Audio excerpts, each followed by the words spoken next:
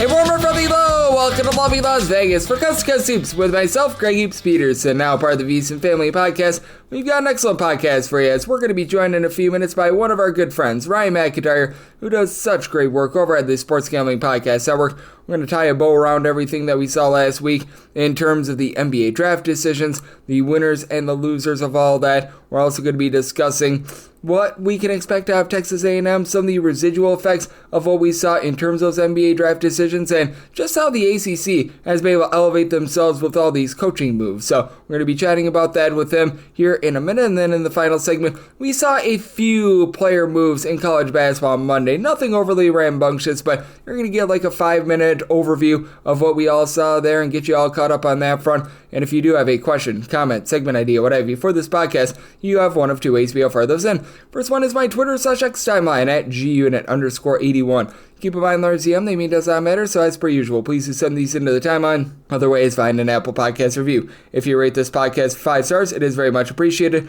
From there, you're able to fire in whatever you'd like to hear on this podcast via that 5-star review. While I did not get in any Twitter/X questions, everything it is powered by EdgeBoost. Over at EdgeBoost, they make sure that bettors are able to access their funds all day, every day for all their gambling-related transactions. They all get approved. And when you go to edgeboost.bet, utilize that promo code of Greg, G-R-E-G. That's going to give you a $1 match on your first deposit up to $25. Now let's dive in with our good friend Ryan McIntyre, who does such amazing work over at the Sports Gambling Podcast Network. You're able to follow him on Twitter/X at Moneyline_Mac, spelled M-A-C altogether. And Ryan, it's great to get you aboard. Thank you. Always appreciate it, Greg. Always good to talk college hoops. Always good to have you on because we have ourselves a lot that happened in college basketball over the past week or so with all those big-time NBA draft decisions. And I've said this on the podcast the last few days, and I'll bring it up to you. Just feels like in this day and age, when it comes to the NBA draft decisions, whereas like 5 years ago, there was a whole bunch of losers because there was a whole bunch of guys that would stay in there that would be like late second-round picks, undrafted guys that could have legitimately done a good job if they had gone back to school. Now in this day and age, some of these late first, early second-round picks, they're deciding to come back, and we are seeing more guys return than ever before. Oh, absolutely. I mean, just for example, I know he didn't come back, but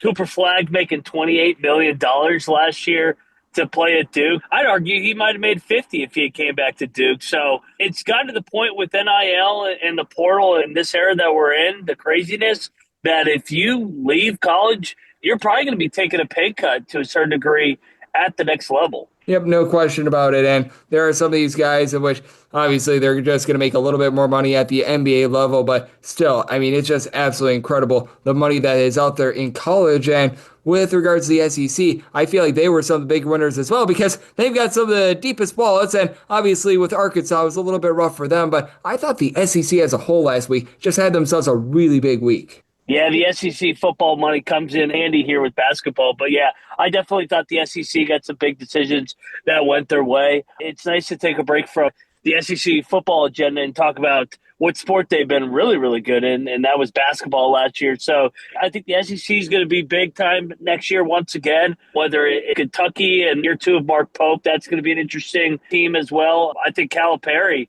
is building something big at Arkansas in year number 2. They found themselves late in the year.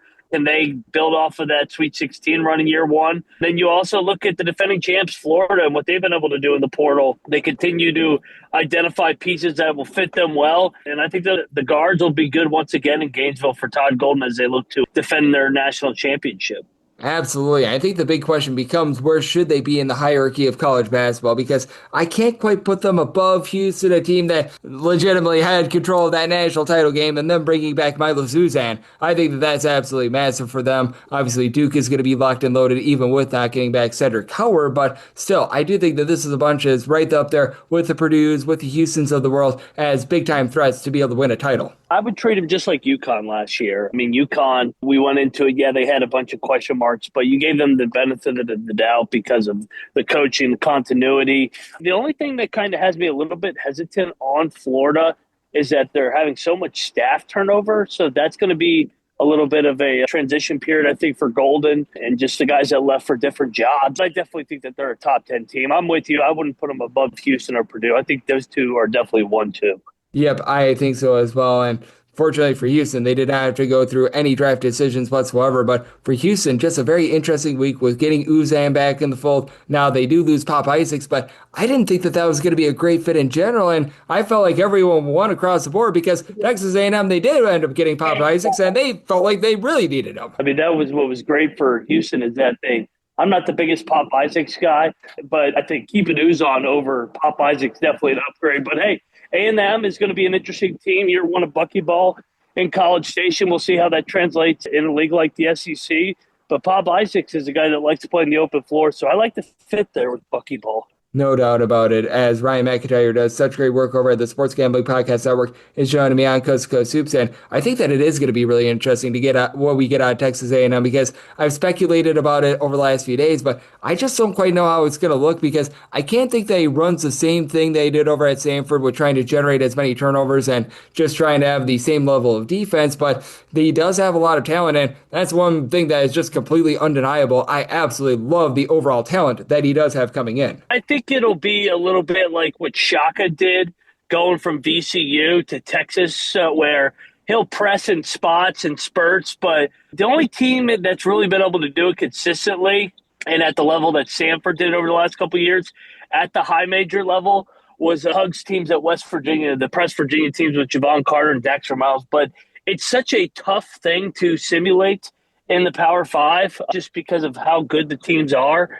and just the overall size and athleticism, in my opinion, that I think that he'll be more pick and choose when he wants to pressure. No question, and I do think that with regards to the Texas A&M team, they're going to be so interesting out there in an SEC that, as we know, a lot of these teams love to play up-tempo. As we know, a lot of these teams, they just get after you on the offensive side of things, and for Texas A&M, I think that just how they're going to be able to operate is going to be a little bit of a trial by fire, because I do think that with how they play defense, it's either going to present a big giant wrinkle that not a lot of these teams have seen, or I could see it just flopping very, very magnificently in season number one.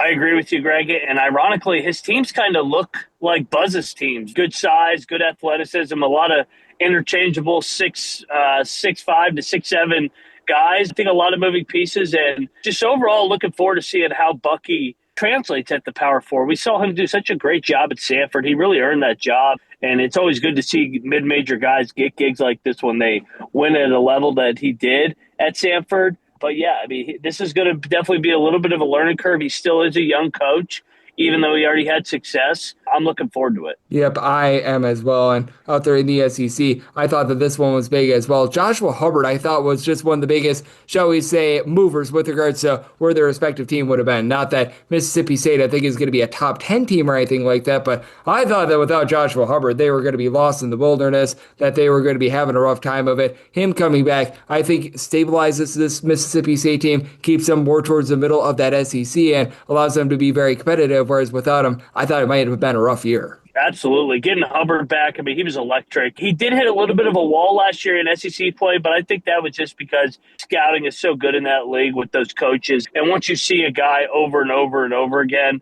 I thought just the size wore him down over time.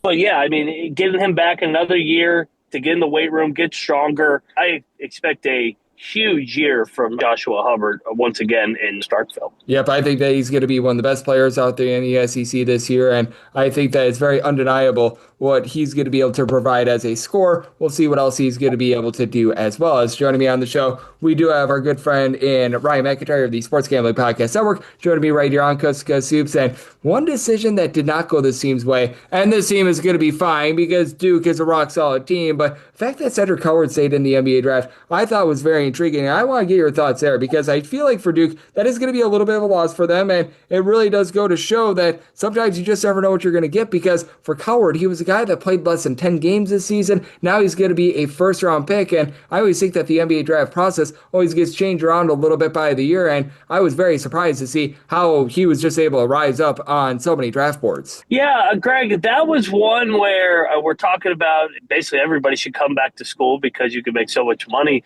I was kind of surprised that he stayed in the NBA draft. I thought he really could have boosted his stock with the year at Duke. You always see this in the draft process, is that just a couple names, scouts and teams fall in love with these guys that do really, really well, whether it's the measurement or at the combine. and he seemed to be a guy that really took off. And I'm a little surprised that he won't be at Duke Blue Devil, because I thought if he is the real deal, he would have really prospered in that system under Shire, and just having the publicity and just being able to showcase it. But hey, he elected to go to the draft, and wish him the best. No question about it. And I thought that this one was another one that I thought was very impactful as well. As joining me on the show, we do have Ryan McIntyre of the Sports Gambling Podcast Network joining me on Coast to Coast Soups. What we're going to be able to get out of Michigan with the Axel Lendeborg, it seemed like he was as good as gone. And for Michigan, I think that there's just so much upside with this team, because last year they did pretty much everything well except for turn the ball over, bringing in Elliot Cadu, which I know some people are out on him. At the very least, he's not going to turn over the ball. That's exactly what Michigan needs. This team feels like they're set up for having a lot of success out there in the Big Ten. Obviously, can't put them ahead of Purdue, but other than Purdue, I don't see a lot of teams that are going to be better than them in that conference. What a difference a couple of years makes, Greg. I mean, we just saw what Dusty May's been able to do. I mean, this program was in the absolute basement of the Big Ten at the end of Juwan Howard, but Dusty May gets in there right away, flips the roster in 1 year. They get to a Sweet 16. Now they're going to be a preseason top 10 team. So if you're a Michigan fan, you're just on cloud nine with this Dusty May hire. Yeah, no question about it. And with this Michigan team, I think that they're going to be so intriguing out there, because I think that there's another team that is very similar as well, and that I just feel like they were able to really have their NBA draft decisions land their way in season number 2. I think is going to be better than season number 1, and that's Kentucky with Otega Owe. Obviously, they're going to need to play a little bit more defense, and they were a bit soft down low, but having Jaden Quantins come on over there, I think that that's big. And for Kentucky, being able to get Owe, which many people thought that he was going to be coming back, I thought that was a big one too for what they're looking to do in season number 2. Yeah, I mean, this is the common theme is these year 2 coaches, Mark Pope really flipping over his roster, getting this thing. They're going to be a top 10 team.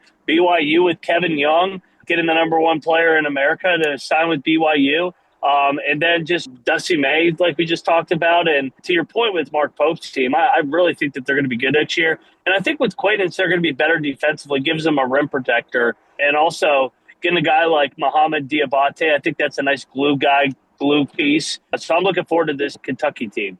Oh, I am as well, and I'm looking forward to see how this pans out, as we saw the long and winding road of PJ Haggerty. It looked like he was going to be going to NC State, which, I mean, NC State's had an amazing offseason, by the way, but now he's going to be going on over to Kansas State, and I want to get your thoughts on Kansas State, because last 2 offseasons, they swung for the fences, they whiffed. They bring in Haggerty, who's by far their biggest piece, but I still have a few question marks with regards to this roster, though I do think that with Haggerty in the fold, a go-to scorer, that it felt like they sort of lacked last season. I do think that things very much looking better out there in Manhattan. They do. I'm sure you're in the same camp where you're a little hesitant to buy into K-State again, because they've burned us over these last couple of years with having that multi-million-dollar roster, Coleman Hawkins being a $2 million guy last year, and then them just completely flopping and not even being in contention for a bid after the non-con when they already had about 6 losses. So I like the fit in Haggerty. I mean, Jerome Tang's been good with these guys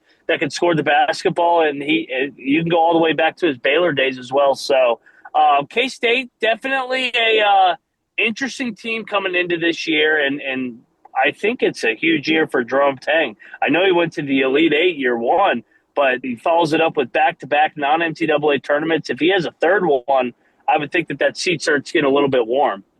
Yeah, with Jerome Tang, that year number 1 Elite 8 run, that really set the bar high in these last 2 years, have been a big giant flopperoonie for him. And I mentioned NC State in passing because it looked like they were going to get PJ Haggerty. Instead, they got Darian Williams, but I absolutely love this NC State offseason. They, out of all teams, I think might have the best overall offseason in terms of being able to turn things forward. Maybe it's not going to result in them being like a top 10, top 15 team this season, but I love this roster. I love the fact that they pick up a man in Will Wade, who is just a rock-solid coach in general, and they have just hit a home run, in my opinion, with this entire process. Yeah, I mean, Will Wade, he knows how to flip a culture quick. I mean, all of a sudden they go from being irrelevant last year. I know they went to the Final Four with Kevin Keats, but for the most part, that era was completely a flop, and they were underwhelming. I mean, anytime that you follow up a Final Four year where you don't even make the ACC tournament in a bad year in the ACC, that kind of just told you that was a little bit of a fool's gold run. You can never take it away from him, but definitely an underwhelming era for the most part. Wade's already flipped that narrative. Now, it's, in my opinion, Duke and Carolina got to fear the pack a little bit just because Will Wade is such a strong presence, strong brand, and he just gets it in. And now that basically everybody's doing what he already did, he's just laughing to the bank because what he got busted for is what's legal now and what everybody's doing. No question about it. And with Will Wade, he is going to, in my opinion, really do a nice job over at NC State. And that leads into a little bit of bigger discussion as well. I just feel like the ACC in general has had a good offseason. They're not going to be on the level of the SEC, the Big Ten this season without question. But all the coaches that they lost these last few seasons, being able to have the hiring cycle that they've had, I thought it was very much necessary. And I do think that's getting them back on track. It is. And Ryan Odom, I thought was a great hire at Virginia. Pat Kelsey was a great hire last year. So you start to look at it. They're finally starting to hit on some of these hires. And that was the biggest thing. The coaching coming off those legends when Krzyzewski, Boeheim, Roy Williams, and guys like that, it just was so underwhelming. And I think that they're finally starting to head in the right direction. But it always starts with hiring the right guy that can really build a program and sustain a program. And I think that they've been able to do that with multiple guys now, with Will Wade, Pat Kelsey, and Ryan Odom. Yep, I agree with you. I think that those hires were very solid. And I think that Jai Lucas is going to be able to have some success at Miami. I recognize he's never been a full-time head coach, but that's a guy that knows ball. And you're also a guy that very much knows ball, Ryan. You do an absolutely tremendous job over at the Sports Gambling Podcast Network. Love the good people at home. Know it's all on tap for you and how people can follow along on social media and other platforms. I appreciate it, Greg. From one ball knower to another, I always appreciate you having me on here. You guys can find us over there at the College Experience year-round, talking college football and college basketball. Thanks, Greg. Absolutely, and love the term ball knower as well. That's been one that's been catching steam over the last few years. And speaking of catching steam, the Sports Gambling Podcast are network and Ryan McIntyre, because they do such excellent work. Big thanks to Ryan for joining me on Coast to Coast Hoops, now part of the VSiN Family Podcast. And coming next, it is that time of the podcast. I recap the past 24 hours of college basketball news and notes.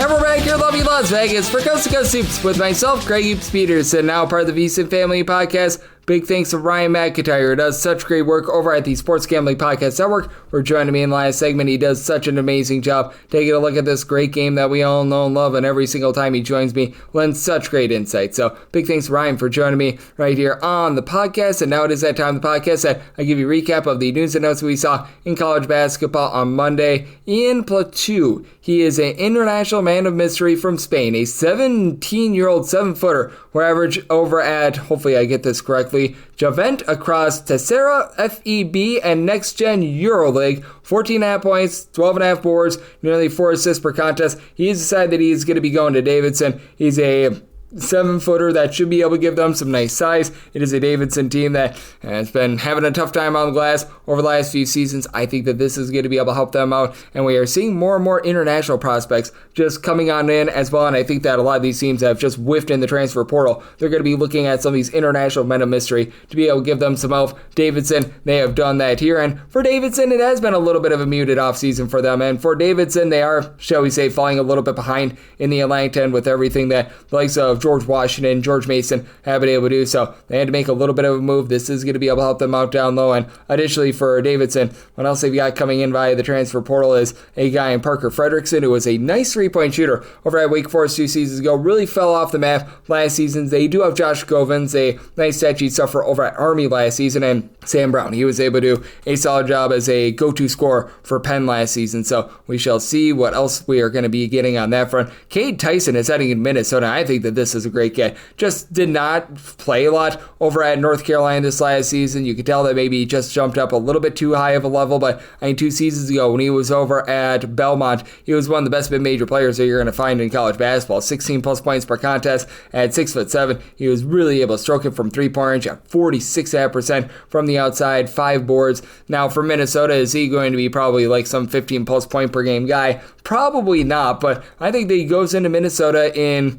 a system that I think is going to be very good under Niko Medved. I think that he's going to be able to see some playing time right away, and I think that he's going to be able to make a nice impact. And I thought that Medved was one of the best coaching hires of the offseason. We saw the wonders that he was able to do over at Colorado, and for Minnesota, he's been able to bring in some interesting talent. This is going to be a team pretty much full of transfers, but Bobby Durkin, ironically enough, from Davidson, he was able to be a nice double-figure scorer for them. That was able to pop it from 3. He's coming in. Chance Stevens really didn't see a lot of time at Maryland because nobody outside their starting 5 did. He's coming in. Langston Reynolds is a nice double-figure score from Northern Colorado. You also bring in Jalen Crocker Johnson, who was the OVC Rookie of the Year last year, played at Colorado State under Medved. He's going to be coming in as well. Robert Viola, a rock-solid rebounder as well. So you've got a lot of talent here for Minnesota. Chancey Willis was the main point guard over at Western Michigan this last season, so we'll see how all these pieces fan out. Do think that Minnesota probably going to have a little bit of a tough time in the Big Ten here in season number 1, but I do like that ad for them. You've got High Points, Kezigifa. He was deciding that he was going to be going to USC. He did so on May 29th, and he's already decommitted from USC.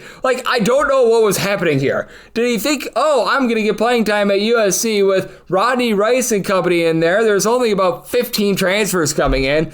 I don't know, but he's back in the transfer portal. He was averaging 15 points, 2.5 assists per contest, low to mid 30s 3-point shooter.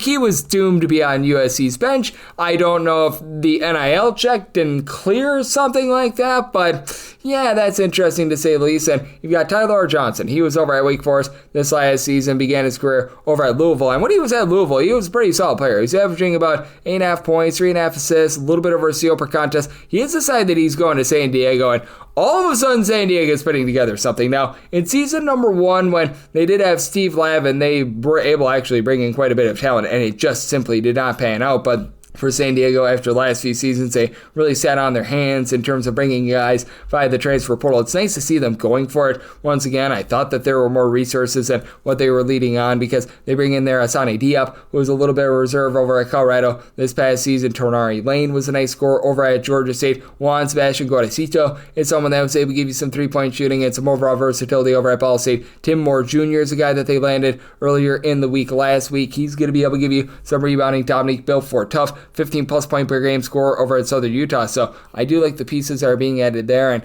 I do love being able to take a look at this great game of college basketball every single day. If you do like what you're hearing from this fine podcast, Coast to Coast Hoops, you're able to subscribe wherever your podcast, Apple Podcasts, Google Play, Spotify, Stitcher, and TuneIn. If you have a question, comment, segment idea, what have you for this podcast, you do have one of two ways to be able to fire those in. First one is my Twitter/X timeline at gunit_81. Keep in mind, letters EM, name does not matter, so per usual, please do send these into the timeline. And the other way is via an Apple Podcast review. If you rate this podcast 5 stars, it is very much appreciated. From there, you're able to fire in whatever you'd like to hear on this podcast via that 5-star review. Big thanks once again to Ryan McIntyre of the Sports Gambling Podcast Network for joining me in the last segment, and I'm coming at you guys every single day on this podcast, regular season and off season, so I'll be back with you once again tomorrow. Thank you.